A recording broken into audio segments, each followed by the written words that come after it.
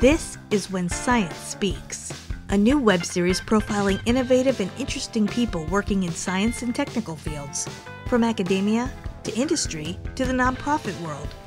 We explore how to be a powerhouse advocate for science and your research, how to advance your career in meaningful ways that make you happy, and how to push back on the ongoing assault on science and other related issues of interest happening in the world.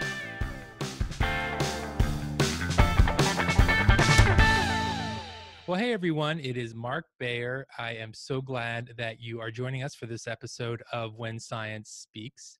Today's episode is brought to you by Bayer Strategic Consulting in Washington, D.C., which helps scientists and engineers get funding, gain influence, and build relationships with the stakeholders who matter most. It is such a great pleasure to have Jaishree Singh on the show today. Jaishree focuses on helping impact investors make profits while generating positive change in the world.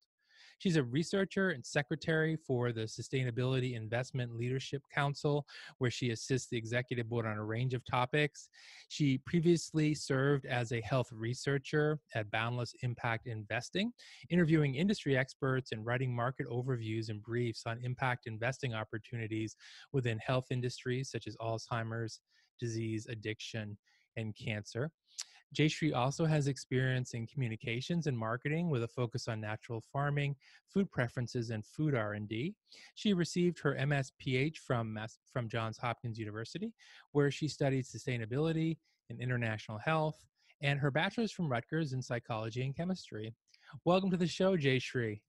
Thank you so much for having me, Mark. So as I mentioned in the intro, you have expertise in impact investing. And for listeners unfamiliar with this term, how do you define it?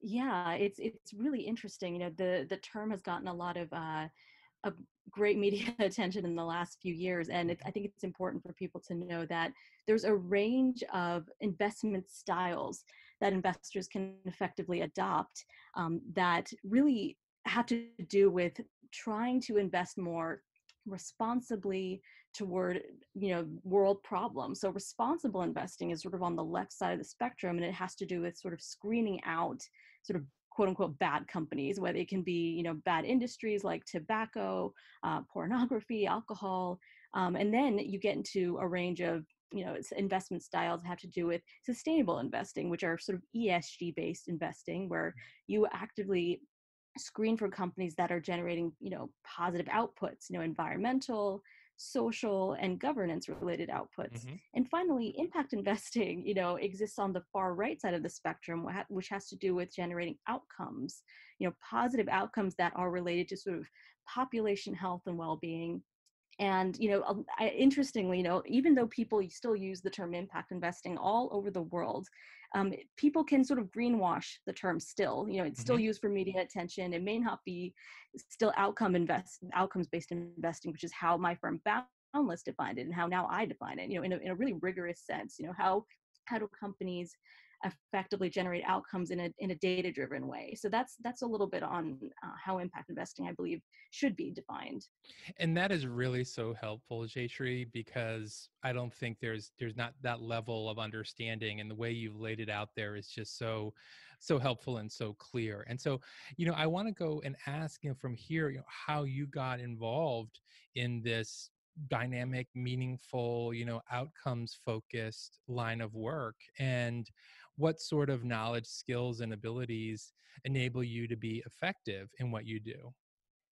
Yeah, and my journey was funny. It was a little bit all over the place, because I was in my bachelor's sort of program. I was thinking, I want to help people in the world get healthier, and I thought that meant going to medical school. And then I realized, sort of after I was done, that if I see patients one-on-one, it may not be the most effective way to reach them. Mm-hmm. So, I went to Johns Hopkins, I studied public health, and there I really learned about the different systems affecting public health, which involved sort of the traditional healthcare system, food systems, transportation, urban planning, Mm-hmm. energy. And I found that all of these sectors, tend to affect health at the end of the day. So that really got my attention, and it got me thinking about the different players involved. I thought about sort of the foundation level. I thought about the private sector, the public sector. And, it was interesting. I was like, okay, they all have money. These folks, I could say, they all have money to leverage in order to effectively either improve or detract from health. Mm-hmm. So I went to the Rockefeller Foundation, and they had some sort of health investment related questions, like how do we allocate capital to emerging economies in Africa and Asia with respect to community health programming.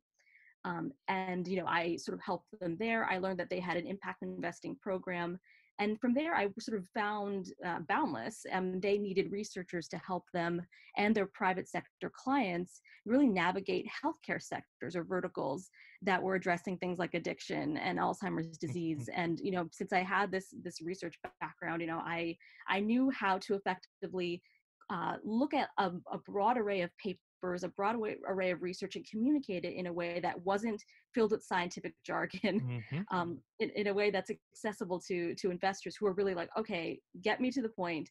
Where do I invest? Where do I begin to learn about this? What are the characteristics of companies I should be looking at that are actively addressing, say, opioid addiction? And that process of sort of looking through lots of data and communicating it in a way that non-scientists could understand was a process I learned, in my 2 years at Boundless. Mm-hmm. I just love this, Jaishree, and the way you explained it. First of all, starting with a systems thinking outlook, these different industries, these different verticals that have an impact on health. And then, of course, to focus on outcomes, like actual change, that results as a consequence of moving different, levers with respect to, say, these different industries that affect health. And then, the point that you made that this isn't a charity case. Of course, this is meaningful work that we want to see these positive changes in society. And you're demonstrating, though, through, kind of hardcore financial ROI, profit loss calculations, that it's like, good business as well as good policy. Exactly. Yeah. And that's something that, Boundless was really trying to impose. And also the Rockefeller Foundation, who actually originally coined the term impact investing. Mm-hmm. Mm-hmm. So this idea that, especially in the latter case, when I spent sort of 2 years there, we were really trying to impress upon sort of traditional asset managers that you don't actually lose profits by investing in this way. And eventually we hope that impact investing, that term won't exist because it'll just be smart investing. Mm-hmm. Mm-hmm. Mm-hmm. And I want to ask you, because you've hinted at it just now, but regarding the evolution of impact investing and how it got started. You talked about Rockefeller Foundation coined the term impact investing, but who the major industry players are, or the foundation players, or who really cares about this, and maybe a bit about what you see over the horizon with respect to the future of impact investing, or maybe at that point it's just smart investing. Yeah, it's interesting that this has. I feel like it almost was gradual in the beginning, and then it sort of became faster and faster as people started getting caught on to these new terms, like, oh, this is ESG, this is sustainable, this is Mm-hmm. this is impact, and suddenly it sort of hit people the right way, and like, okay, this makes sense. Like, I would want to bring one example in which the Investment Integration Project, or TIP, TIIP, I believe they would categorize themselves as sort of a think tank around sort of systems-based investing. Mm-hmm. And this idea began to sort of filter through, mainstream investors, but starting with sort of the people with the most flexible capital. So, private investors / high net worth individuals, as well as progressive venture funds, were already thinking in ways that said, okay, what are some of the characteristics of early stage companies and technologies that do well? Well, there's sort of this sort of next gen, new generation of companies are built around a mission. Say, to reduce blindness by X%, Mm-hmm. reduce rates of scoliosis by X%. Their whole technology is, and entrepreneurs are driven to address a specific problem. And because they have this long-term vision, and they know about the sort of the regulatory considerations that are relevant to them, they are really poised to exist later on. They're poised to succeed later on. Mm-hmm. So, these characteristics were something that these types of investors were already looking at. And now mainstream investors have adopted some of these things because they recognize that on a big level, if we look at even blue chip companies, um, Apple and Amazon, they're not perfect in their sort of governance and the way they treat their workers. There are all these things that can lead to major scandals. So, Hmm. thinking along these lines has become kind of mainstream and necessary. And then now, as we'll I'm sure we'll get into this and talking about climate change and COVID. Never has there been more of an urgency around looking at sustainability considerations and effectively more impact related considerations, Hmm. Hmm. like new companies in healthcare who prioritize getting to the patient the fastest, telemedicine companies that effectively allow the patient to see a provider immediately, is something that's more needed. Patients don't want to travel anymore. They don't want to have to step out of their homes to effectively get a question answered that could be answered very quickly. Hmm. Hmm. So yeah. Really interesting. I think you also pointed out in some of the work that you did regarding COVID and the spread of it, just because you raised it real, I just want to touch upon it here, is, the proximity to smokestacks and other pollution generating energy sources, let's just say, with the particulate matter being one area, one reason why people who are, in that vicinity have become more susceptible to and been more affected disproportionately by COVID. Yeah, it's interesting because I'm seeing so many thought leaders nowadays, virtually talking about the similarities between COVID and the climate crisis. Almost Hmm. that, COVID was like the climate crisis was, almost inevitable by the Hmm. way we've organized ourselves in terms of the healthcare system and in terms of how we've basically not prioritized the right things in terms of energy. And another thing I want to add is sort of the health of our sort of elderly populations, Hmm. how we've effectively shuffled them away maybe to senior care homes, which is, there are pros and cons to that model of basically caring for them, but the fact that they're all concentrated makes caring for them in a COVID world quite difficult because you have to isolate. And urban planning as well, cities are increasingly concentrated, and it's like those cities in, say, low and middle income countries that are both relying on dirty energy and are very cramped, are they're basically breeding for COVID to happen. So it's almost, they're saying it's foreshadowing. It's also very similar in that it's just going to get worse. If one pandemic can happen, it can happen again. Right. So and yeah, air pollution for sure. There's that direct correlation. If we use dirty energy, it's going to make people's lung health more compromised. So I'm seeing, analyzing more and more just the gaps in our healthcare system and in our sort of climate related situations. So definitely. And so that's another reason why sort of mainstream investors are really getting on board in terms of being more aggressive about more impact and sustainable investing. But we know, see, from my perspective, and being in the boundless world, talking to investors who are the most flexible with their capital and who are really basically on the front lines in terms of finding technologies and business models that are addressing these problems Hmm. directly. Hmm. I know that there are more science-based ways of screening companies that mainstream investors haven't quite caught on yet, because it's sort of the natural flow, almost like the public sector is almost the last people to sort of invest or pay attention because of the amount of bureaucracy that exists. Mhm. Interesting. That is that is so. I just have to say, like being on the Hill for so long, yeah, we eventually did get Windows, or we did get, Macs were used more frequently, but it was like there was a 10-year lag there, from when early adopters were starting to use it. I want to dig deeply on a topic that you touched upon regarding communications, as well as your facility and expertise in data collection. You really have deep experience in both the collection and analysis, but also communicating it to various audiences, investors, and others. And that is not an easy feat, and it's not common to have in one sort of brain the ability to do both of those things. And so I'm wondering if you could share a bit about the training you received, how you do it so well, and any pointers for people who are thinking about wanting to improve their own ability to communicate data.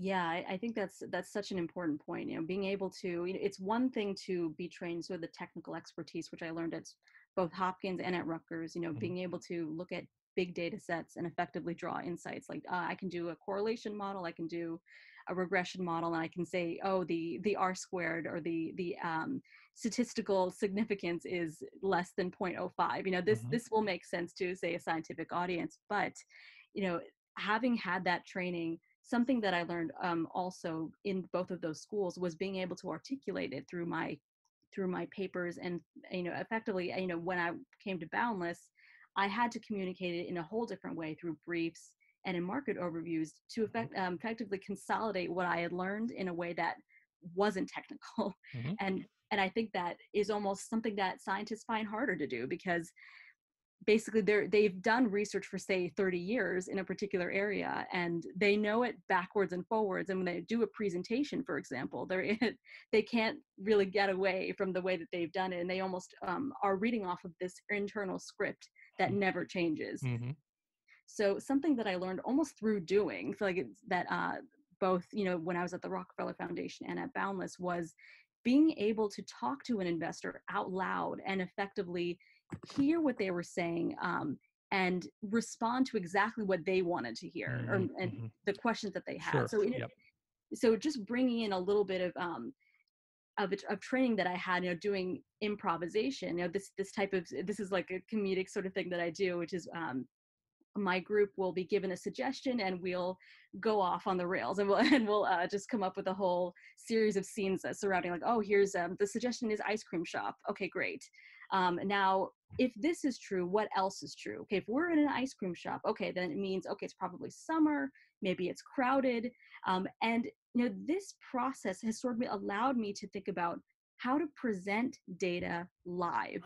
If I have a script that I've developed to demonstrate a climate impact assessment, then I have a script, I have talking points, but being able to go off script and Mm. being okay with that, comfortable with that, in order to hear what my investor is saying and respond to the questions that they have, like, okay, how is this relevant to my venture fund? We invest in energy storage, food systems, and the built environment. How is this relevant to my investments? And then I will know to build that into what I'm saying in the very beginning. And that's what I learned. Every time I did a presentation, it would come out differently. Mhm. So being able to go off script is something really great. And then it really comes from within. You really get to the meat of the issue, like why you're in this, and then they'll respond to it. Like if you're talking to a non-scientist, like a policymaker or a big investor, they will see the difference whether you're reading off a script or you're not. So that's like something I learned by doing. That's what I was going to ask you because it's so fascinating, Jaishree, and an amazing skill to have. And we call it thinking on your feet, or the ability to go off script. It's hard to do that, and perhaps part of it is driven by just knowing the subject really well. But as you alluded to earlier, sometimes if you know so much about it, it can be difficult to single out those things that your audience is cares about, and also translate them in a way that your audience understands. And so one thing I heard you say as far as how you became skilled at this was a lot of practice, but you also mentioned it's almost like you're doing some sort of if then, if this then that kind of analysis. You're in the ice cream shop, so that must mean X, Y, and Z. So if you could talk maybe a little bit more about ways that people might be able to adopt, or maybe adjust some of these techniques, because I think they are so critical, and you end up with a very tailored, basically a custom built discussion. As you point out, you say you do these presentations and they always come out differently. Yeah, and I think that's really interesting. Improv has taught me so much. One, to get in front of an audience and talk about something we don't know what we're gonna say at all. Like there's no script, Hmm. and being okay with that. And then another point that I had is, experience wise, when we go in blind and we take it slow, like with my partner, like I'll start with one line, like, oh son, I have something to tell you, and I just pause and I let that person say something back, like, what is it, mom? Okay. okay, I know this is my son. I know that I've already established a little bit of our relationship. I know a little bit of kind of how he sees me. Like he's like a little bit, he looks to me for everything. Mm-hmm. Now I can sort of build on that and I can take it to the next level.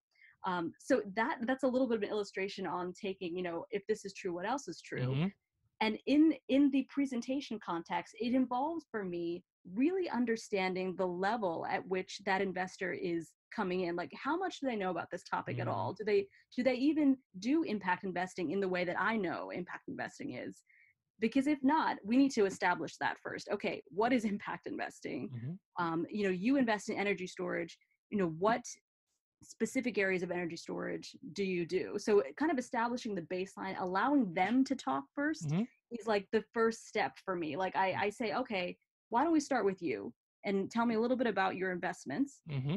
And then giving that foundation is almost the first step, the first set of lines that I have to build on top of. Mm-hmm. um, and So yeah, helpful. yeah, Yeah. I find out kind of where we meet, where's the overlap in our practices, and then I build from there. Also, something that we do in improv is yes and. That's like the very first rule that we learn, Mm-hmm. which is like whenever your partner is saying something, you don't turn it down, you say yes. Okay. If oh, dad's going to be here in an hour, yes, and we really need to clean up the house. Mm-hmm. We don't say, oh no, he's not. That's like, so that's another thing I would say. If someone is maybe on the side of not being terribly prone to listening to you, it's really important to find common ground and say, where can I say yes to this person? Mm-hmm. Fantastic. So interesting. Thank you for breaking that down, Jaishree. As we wrap up, I want to ask you, with your public health background and your communications expertise, what we're seeing here with the way information about COVID is communicated, probably a textbook example of what not to do for a variety of reasons that we're familiar with. And so I'm wondering, if we had a do-over and you were in charge of how this whole dynamic was going to be communicated, what are some of the things or the principles or however you want to address this, what are some of the things that you would do to make sure that we would be in a much better place? Yeah, it's really interesting. I was thinking about this, and uh, the US is a really interesting case study right now, just because we have individuals in the highest level of power who are probably the most resistant to science, Hmm. listening to people that have the wherewithal to give sort of direct instructions, and that would definitely be the goal, because the president, his cabinet, they are the ones that are influencing folks that would be maybe the most resistant to doing basic public health measures like wearing a mask. We would have to almost convince people at the top like that this is a good idea at the very at the very least. You have other folks who say maybe don't like subscribe to say the president's views about science and climate change would be easier. We have this sort of new wave and understanding of how we process information today. This is an interesting age, internet age, where we have our phones, we have TikTok, we have so many ways in which young people sort of consume information, and sort of getting the information out to them in these various mediums, understanding the landscape of how they sort of consume data through their Hmm. phones and screening platforms would be a way to reach them. So it means sort of in public health and today, it means understanding our audience. Okay, so we have folks that say use this medium. They listen to the radio, they listen to particular news stations. We have younger people that say look at their phones, look at various screening platforms, and reaching them through all the various mediums. But it is important to say maybe address the top and really convince them like this is a good idea. However it would make sense to say that cabinet, like this is good for the administration, however I would want to frame it that way, Hmm. to make sure that they're wearing a mask at the Hmm. very beginning, Hmm. would definitely be how I address it. I know the US is so different, like other countries I know are putting scientists in the driver's seat, but yeah, in the US case I would have to take sort of a multi-pronged approach based on the different types of populations we're dealing with. Perfect. Perfect. Really segmenting the audience and then figuring out the best messages for these various audiences based on a number of factors, including, as you pointed out, how the information is consumed in the first place. Right. Jaishree Singh, this has been such a fun and educational interview. I really appreciate your time, taking the time out to talk to me and to our listeners. And also thank you for the work that you're doing. It's fascinating, it's meaningful, and really change making.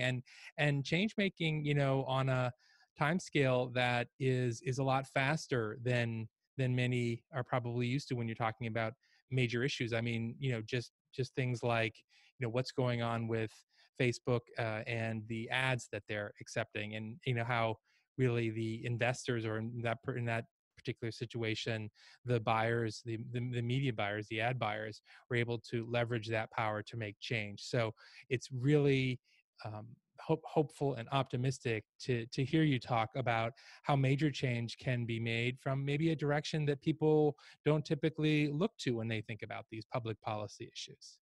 Right. I definitely see that. Listeners, thank you so much for being with us on this episode of When Science Speaks. And I hope we'll be back next time for the next episode of When Science Speaks.